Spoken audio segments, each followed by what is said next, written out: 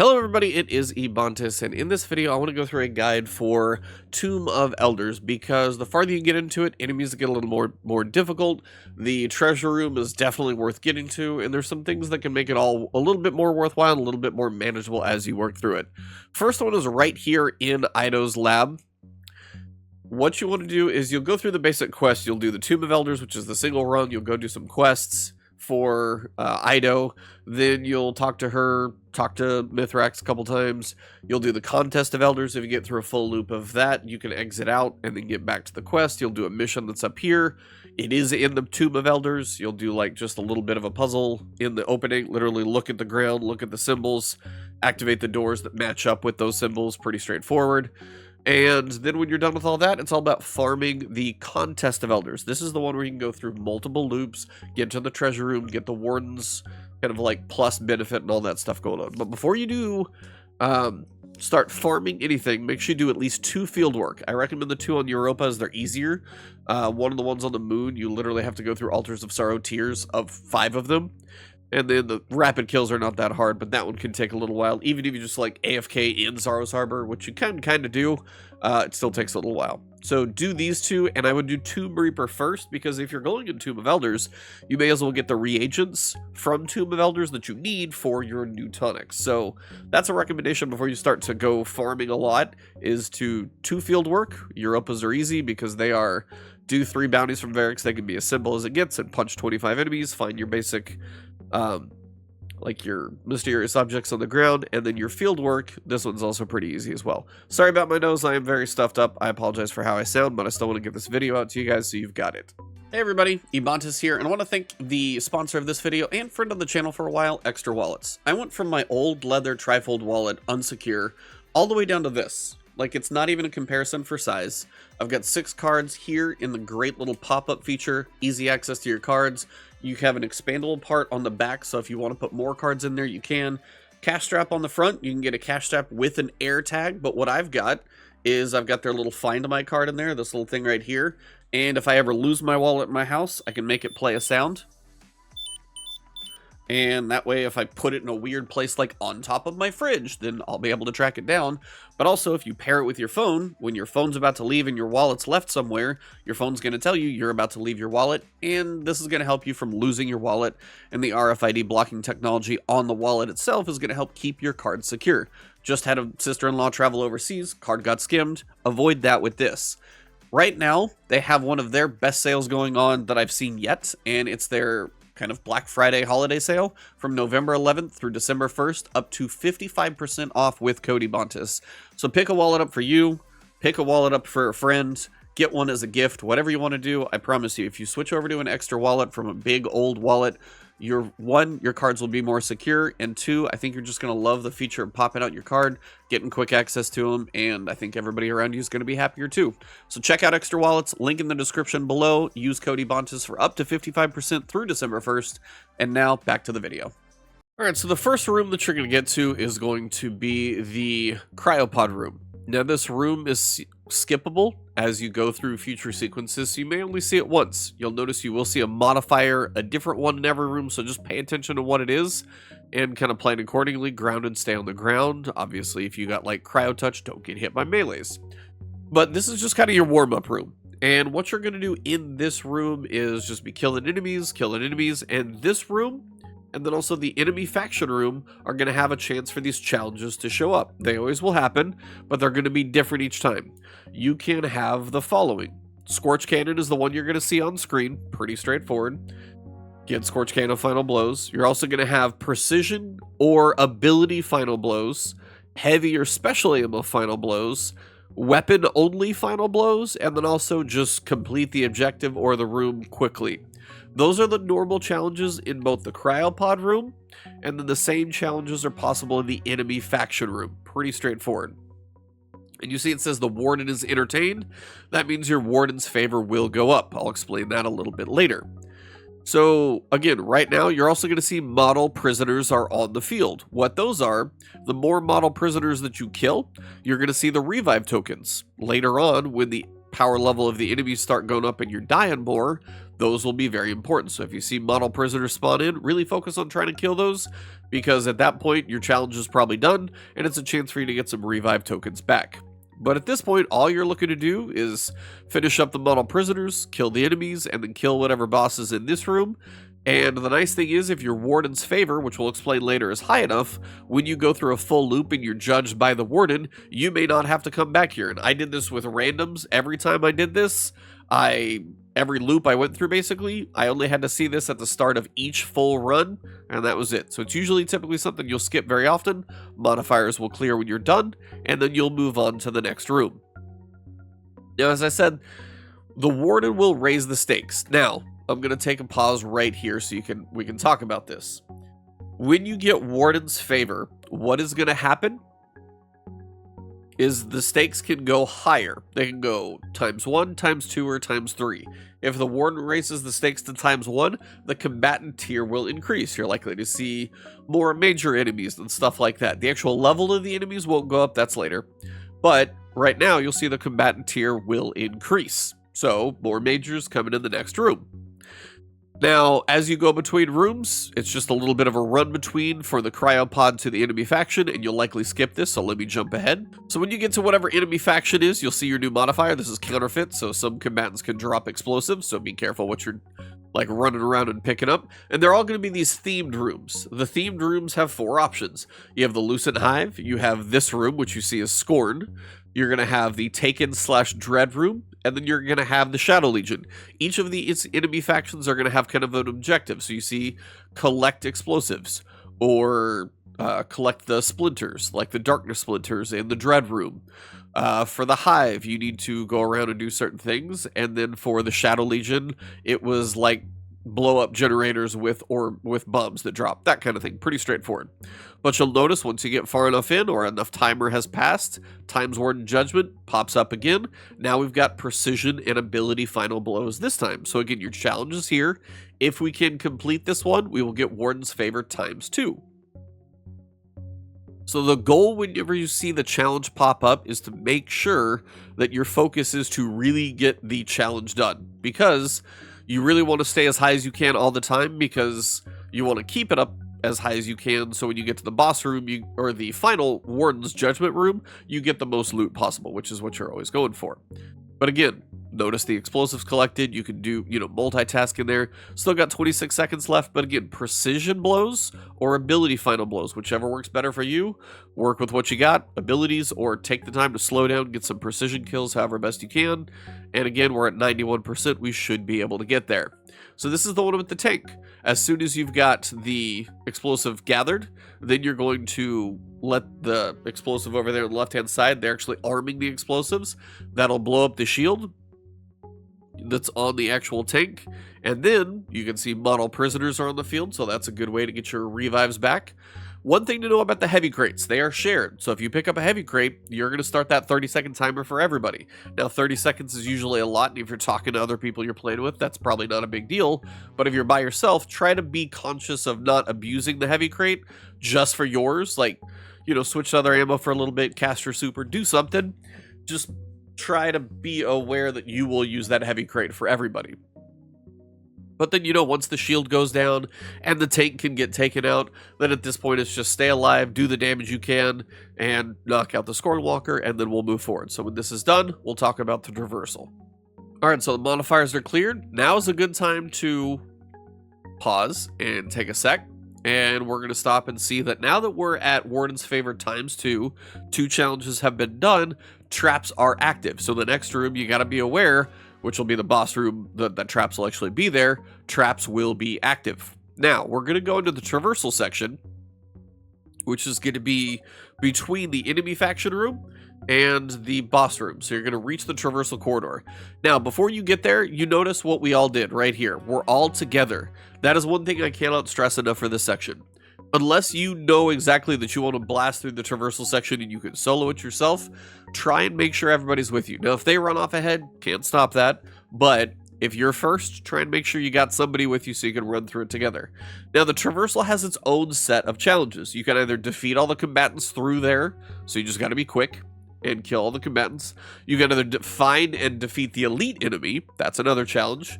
There are the beams of kind of light that will come out of the ground, like the little columns of light, just pass through those. And then there's also get to the end of the traversal section, but do it quickly. The thing to note is, if you're doing the traversal section like this, I think this one we just have to kill all the enemies, so you'll see the challenge quickly. Defeat all combatants in your traversal. Right now we're only at ×2 for our warden's favor, so this is not that big of a deal. You got about a minute to do the challenge. I don't know what happened to that guy. I think he just glitched out or something. But you just got to defeat all the enemies as you progress through, and you got a minute. The thing to know is when you're at ×3 for warden's favor, that's how you're going to get the best loot, but your challenges also have their timers shortened drastically, which in this one, it makes, especially the one where you have to run to the end, you have like 30 seconds, so you may as well just sprint it and ignore all the enemies. I did that, and I think I had like 6 or 7 seconds to go. So if you got sword skating or something like that, you can run it, just do not fight the enemies. If you're trying to just make it to the end, skip the enemies, because that's your whole goal. But here, we're trying to kill all the enemies, so again, I'll just dump my super, because when you get to the boss room, you will get a rally flag. So in this section, if you're worried about anything, dump your super. If you're running Prismatic, use your heavy ammo, doesn't matter. Just unload everything so you can go into the boss room full and ready to go. And this is a good time to talk about Warden raises the stakes again. So that's 3 challenges done, traps are active, combatant tier is increased, and tighter bonus objective times are here. Now, when you get to the boss room, you will see the boss rooms will be the same rooms that the enemy factions are in. The difference is who you face, because the boss rooms are, in fact, going to include a boss. So we're going to have the haste modifier this time. This is one where moving quickly slowly regenerates your health, so pretty much always be moving. And you'll see the modifiers, you'll get used to them, no big deal. Now, again, go to the rally flag, set up the rally flag, fill up your ammo, make sure you're all stocked up. This is Skolas. So this is going to be the Dread and Taken room. Now, for example, this is a room, when I went through it on, say, the enemy faction, and then it was Scorch Cannon kills with a whole bunch of the flying Dread, I failed it. I did. Like, that's a hard one to accomplish, especially when you make full cycles, the enemy power level goes up. That's just a hard thing to do. So sometimes you are just going to fail them, but if you're at ×3 and you fail, you go back down to ×2, no big deal. Your next challenge is going to have a longer timer, so then you'll go back up to ×3 if you can do that next challenge. So we're going to do the rally flag right here. Share that one up, then you'll come up and activate the challenge. Notice that I'm already short-circuiting to make sure I need to keep moving. Now, I'm not going to go through the whole boss fight, but I do want to show you this room, because this is going to have those little darkness needles that you need to pick up, and you need to pick up enough of the resonance disruptors, that's the word I was looking for.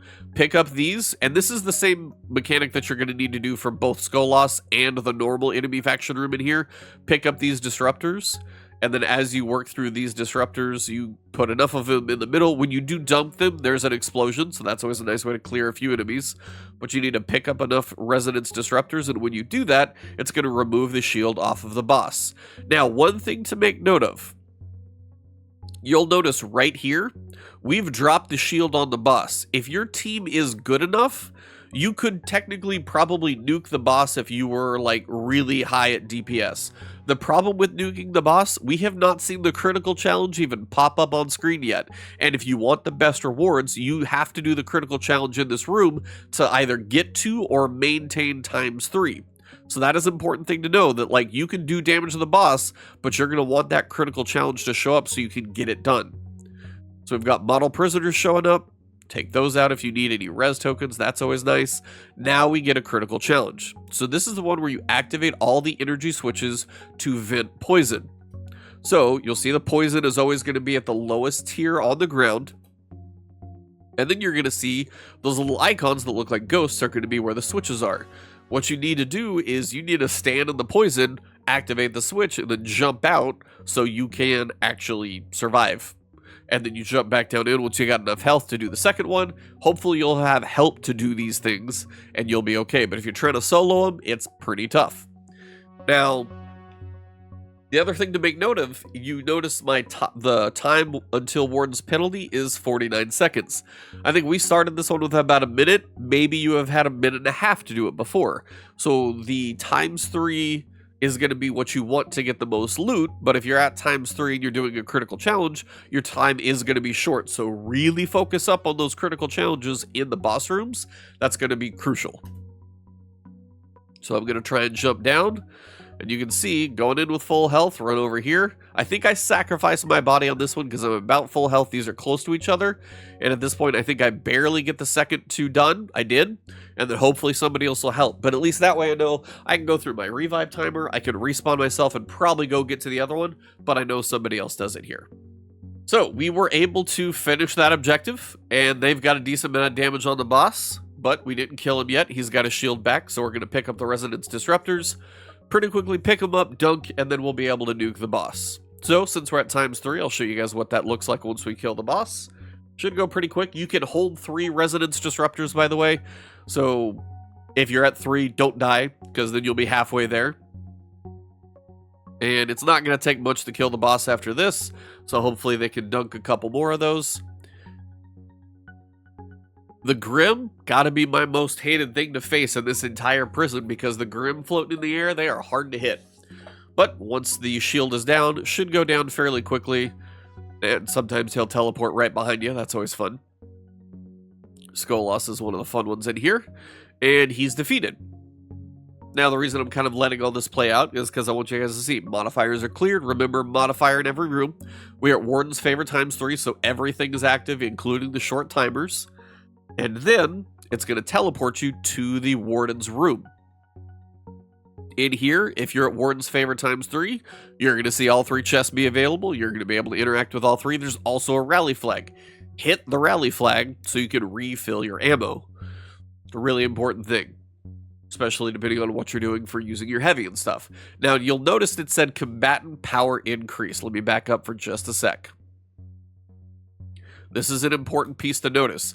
Combatant power increases between every cycle. So if you go from the start, you go all the way through a boss so you get to the end, combatant power will increase, so you'll go back depending on what your judgment is. Now it's going to say combatant power is increased, and he's going to calculate your judgment. See how its judgment's calculating? This is where it's going to calculate if you're going to do the Cryopod room. If you're high enough with Warden's favor, you skip the Cryopod room. It's going to tell me that here right about now. Cool. Punishment averted. And we're able to skip the Cryopod. We're going straight to the enemy faction room. Proceed to the cell block. And again, we jump in. New modifier is Brawn. Health is increased but not regenerating. We're going into Lucent Hive. And same thing's going to happen in here.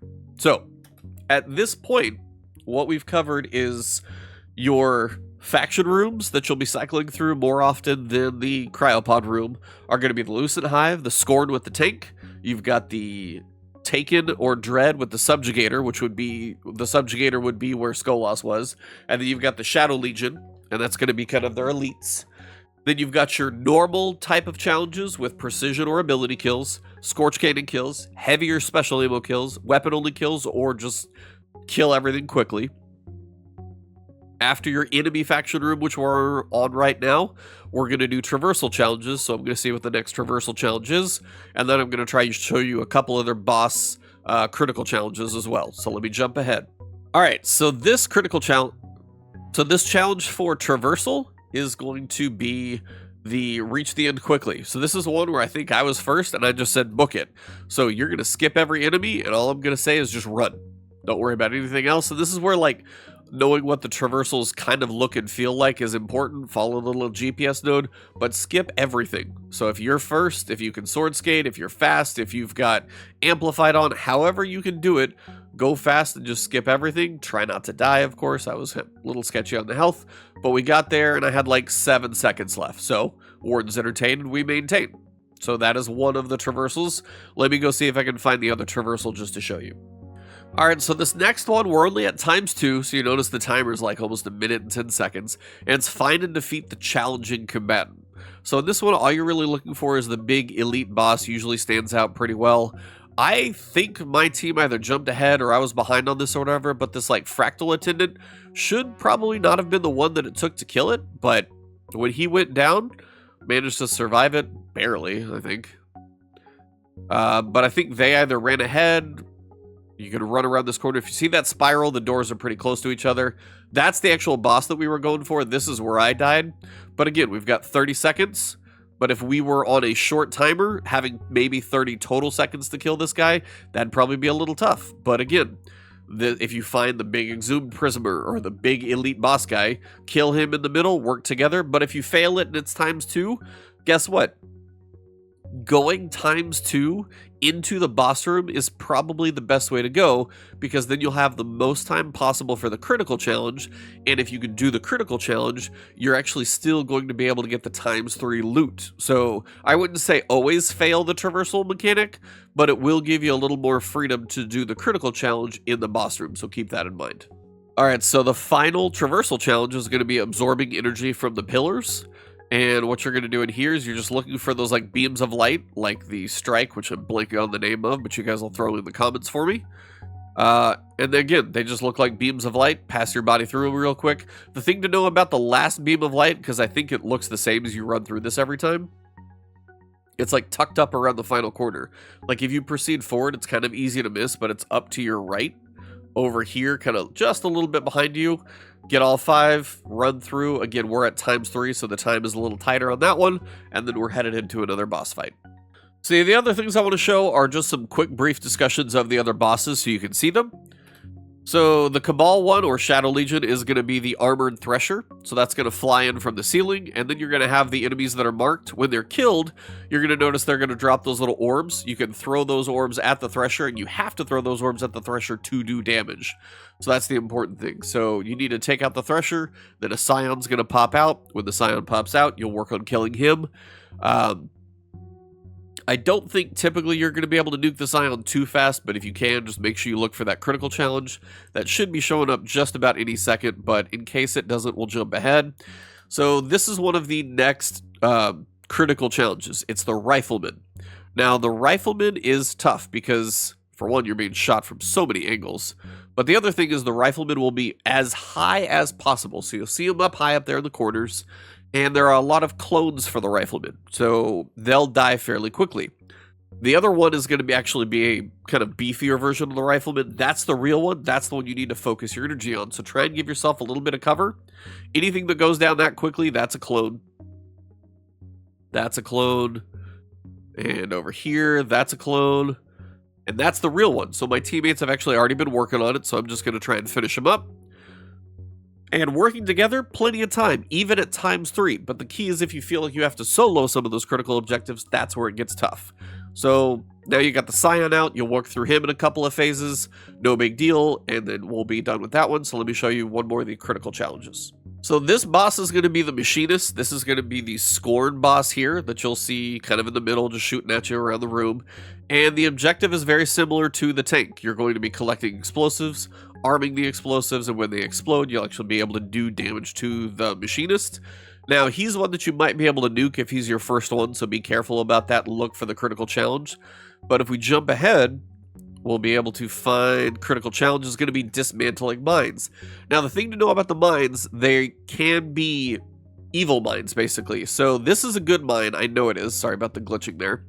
So if it says diffusing splinter mine, that is a good mine. That one is real.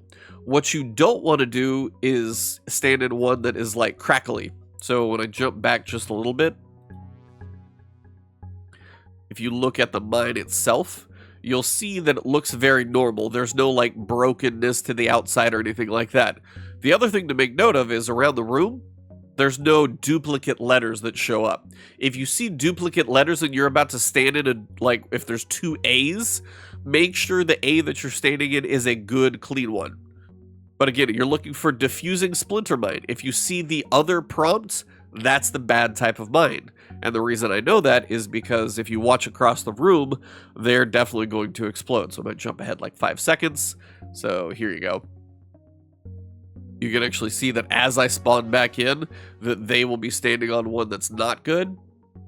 And you can actually see it right here behind the logo, because as I'm dead, if I pan a little bit to the left over there, that one's actually a bad one over here to my left on screen. And I'll put a picture up just right here towards the end so you can see it. But you can actually see behind where it says like dismantle, it's got this like busted back in, kind of a little bit of ether glow to it.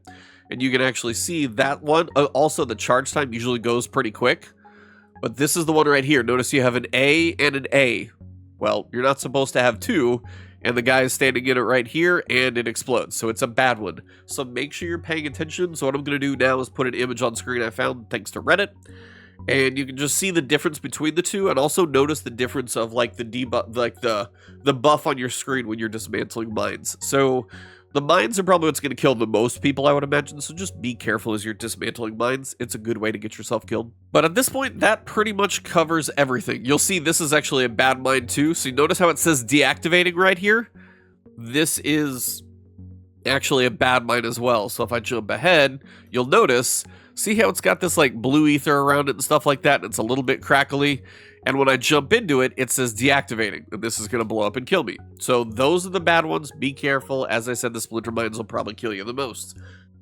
But yeah, so that covers your first room, Cryopod. You can skip it if your Warden's favor is high enough as you go through. Your faction room is either going to be Lucent Hive, Scorn, Taken, or Shadow Legion. Remember, your challenges in the faction room and also the Cryopod can be Scorch Cannon, Precision or Ability Kills, Heavy Weapon or Special Ammo, Go Fast, just do everything quickly, or Weapons only. Then you're going to have your Traversal challenges, Defeat all combatants, just defeat the elite, get through it as quickly as possible, and then pass through the 5 beams of light. That's your Traversal challenges. And then your critical challenges, which are your boss rooms, those are Dismantle Mines, Activate the switches down in the Poison, or the Rifleman. And that's pretty much Tomb of Elders, Prison of Elders, Challenge of Elders, Contest of Elders. It's got a lot of names. But that should cover just about everything. So hopefully this lets you see everything visually. If you're going to play with some friends and you want to give them a preview of what to expect and what to do, send them this video. If you found it helpful, beneficial in any and all ways, drop a like below, leave a comment if there's anything that I missed, but I tried to cover most of it. And thank you guys for checking this one out. Hit that subscribe button. It's a nice free way to support the channel. Find me on Twitch or Twitter. If you guys want to go the extra mile, YouTube memberships, Patreon is there. But again, thank you for checking out the video. Have a good one, and good luck in your Prison of Elders farming.